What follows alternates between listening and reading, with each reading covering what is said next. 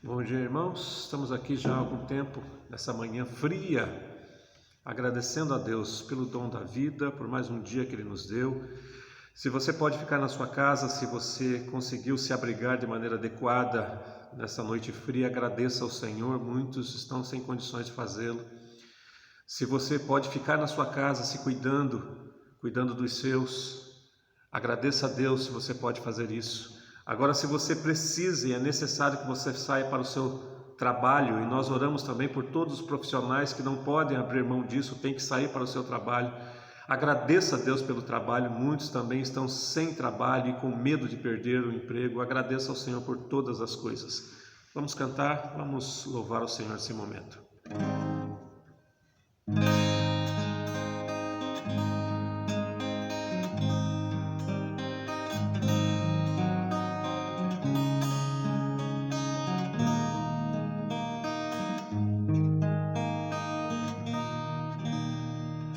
Quero voltar ao início de tudo, encontrar-me contigo, Senhor.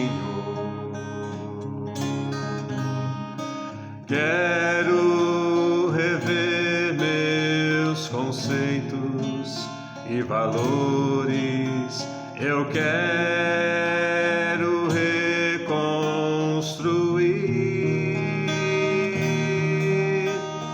Vou regressar ao caminho, rever as primeiras obras, Senhor. Eu me arrependo, Senhor, me arrependo, Senhor, me arrependo, Senhor. Eu quero voltar ao primeiro amor, ao primeiro amor. Eu quero voltar a Deus. Eu quero voltar ao primeiro amor, ao primeiro amor. Eu quero voltar a Deus.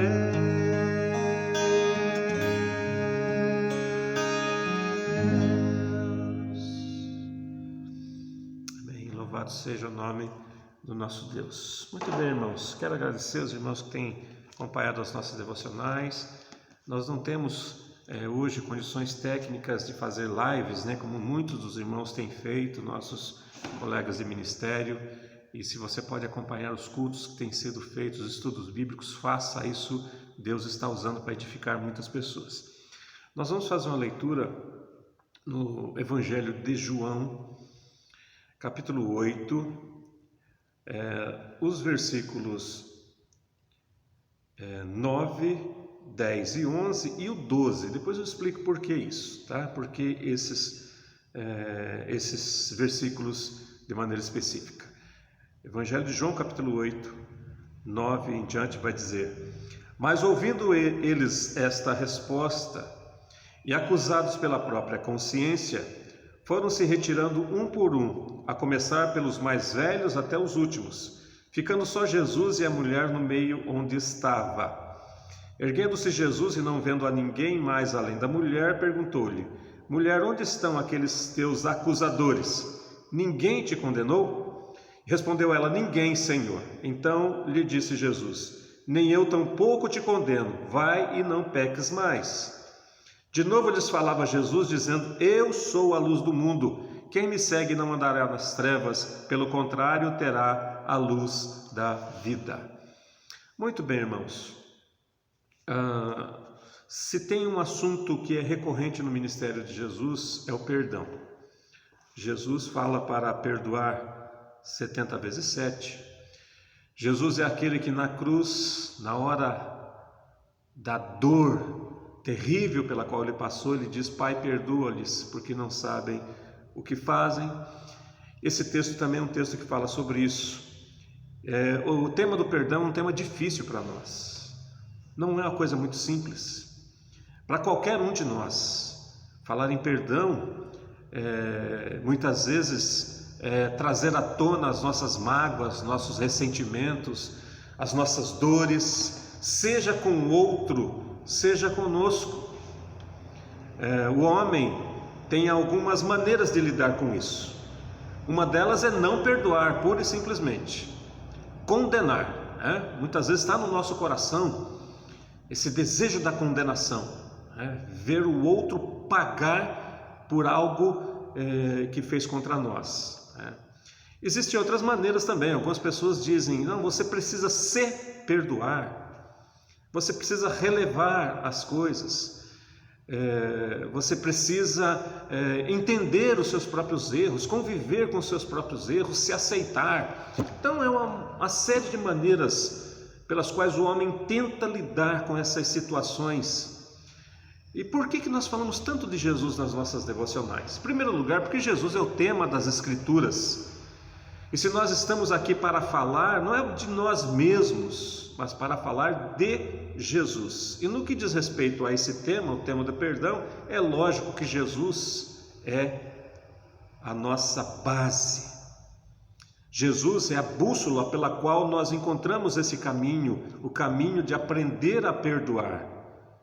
Não o padrão humano, não a régua humana, mas o padrão de Jesus Cristo explícito, exposto na palavra. Muito bem, esse texto aqui mostra uma ocasião onde, mais uma vez, escribas e fariseus, incomodados, enraivecidos com o ministério de Jesus, procuram ali uma maneira de acusá-lo e levam até Jesus, segundo eles, uma mulher pega em flagrante adultério.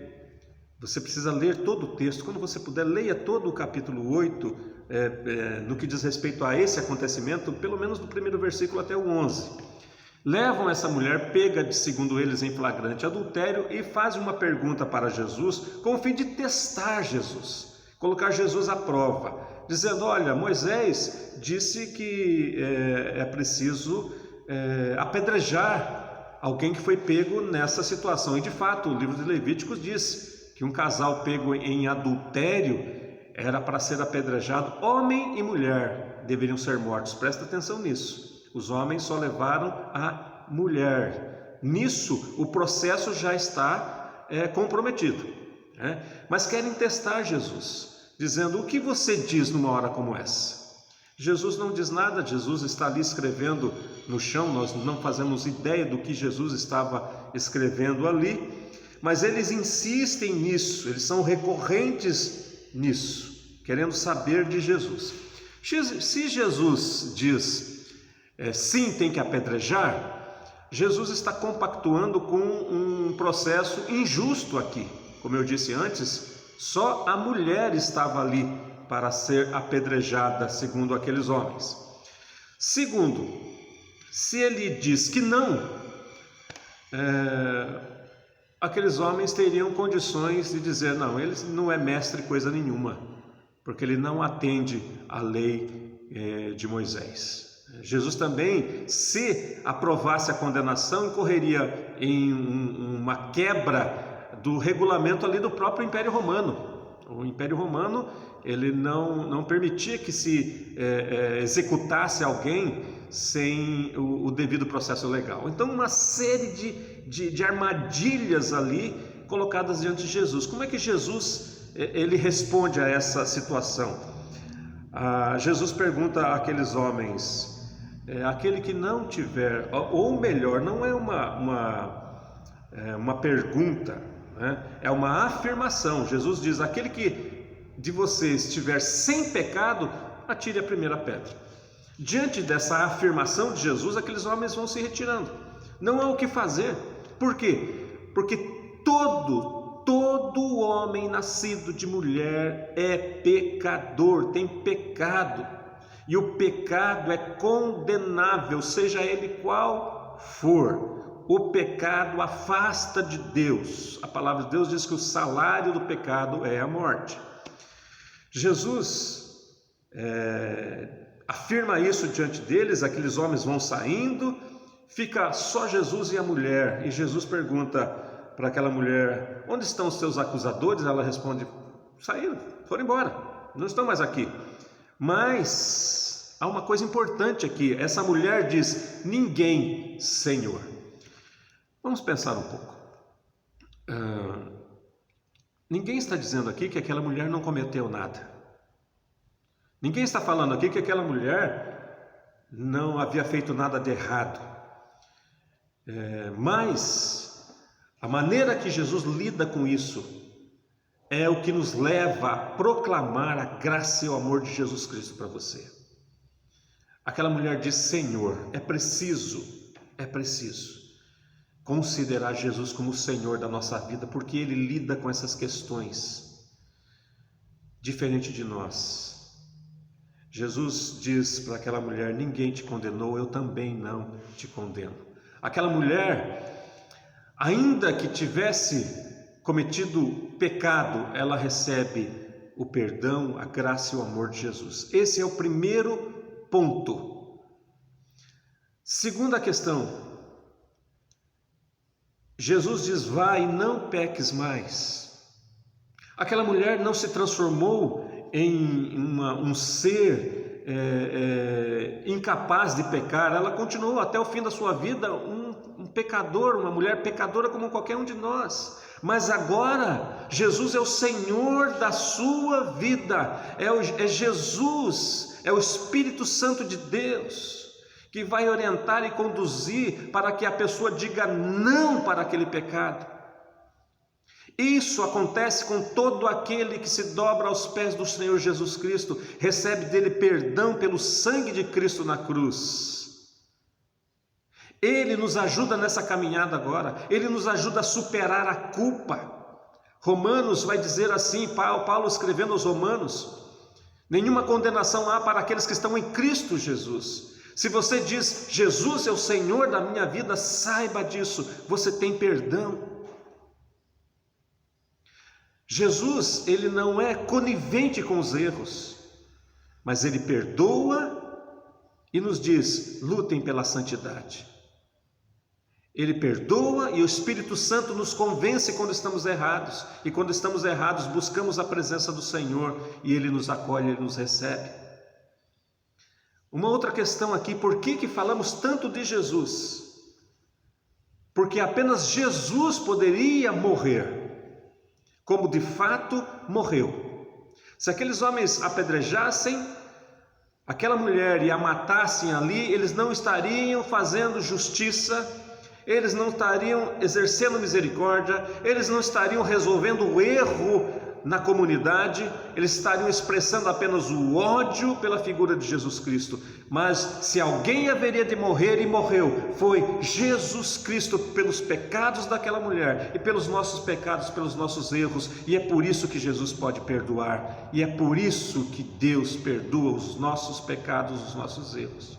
Como é bom poder confiar nisso, não olhar nem apenas para os acusadores, aqueles que constantemente estão com pedras nas mãos para dizer e alertar você aquilo que você tem feito errado, nem apenas olhar para nós mesmos, tentando racionalizar os nossos erros, tentando, como diz a linguagem popular, passar um pano hoje naquilo que fazemos de errado, mas olhar para Cristo. Ele nos perdoa e Ele nos ensina a viver de maneira correta, de acordo com a sua palavra. Aquela mulher, se morresse, não ia resolver problema nenhum. Mas Jesus, morrendo, apaga as nossas dívidas e nos traz perdão.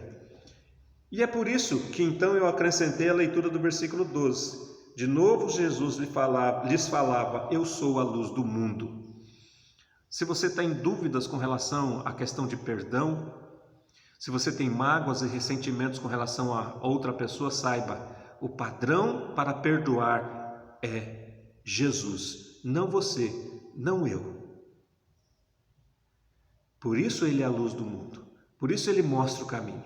Se você tem questões interiores difíceis de lidar, se de maneira recorrente vem à sua mente questões que você fez, atitudes erradas, equivocadas, que hoje você sabe que é pecado, e você muitas vezes se martiriza com isso, você sofre duplamente com essas lembranças, saiba, Jesus é a luz do mundo.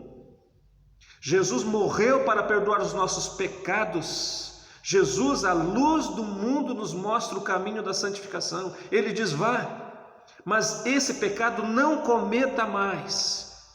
E aquela mulher, tendo Jesus como Senhor, ela diz, respondendo à pergunta de Jesus, né? Ninguém, Senhor. E Jesus diz a ela: nem eu tampouco te condeno. Por que falamos tanto de Jesus? Porque diante do erro e do pecado grave, das coisas ruins e erradas que fazemos, que nos afastam de Deus, nos afastam das pessoas, nós temos a graça de Jesus Cristo, aquele que morreu por nós, aquele que é a luz do mundo, aquele que nos ensina, aquele que te abraça, aquele que te acolhe. Mas não te acolhe e te abraça para deixar você cometendo os mesmos erros de maneira indefinida, mas para melhorar a sua vida, para tirar de nós o peso da culpa, para que nós possamos erguer os nossos olhos e glorificar ao Senhor pelo perdão. E quando aprendemos isso, podemos externar isso também. E apenas quando aprendemos isso é que aprendemos a perdoar também. Por isso que Jesus tem toda a autoridade para nos ensinar. Por isso que Ele é a luz do mundo. E se caminhamos com Ele, não andamos mais em trevas. As trevas da ignorância, as trevas do rancor, do ressentimento, as trevas da autopunição, todo esse lixo emocional que pesa sobre os ombros de tantas pessoas. É isso que cai por terra quando compreendemos o padrão que Jesus nos mostra de perdoar. Sinta-se perdoado quando você recorre a Jesus e pede: Senhor, tem misericórdia de mim. Que Ele te abençoe, que Ele te guarde, que Ele cuide da sua vida. Hoje é dia de alegrar-se no Senhor, apesar de todos os problemas enfrentados. Que Deus te abençoe, que Deus cuide e guarde da sua vida, em nome de Jesus. Muito obrigado.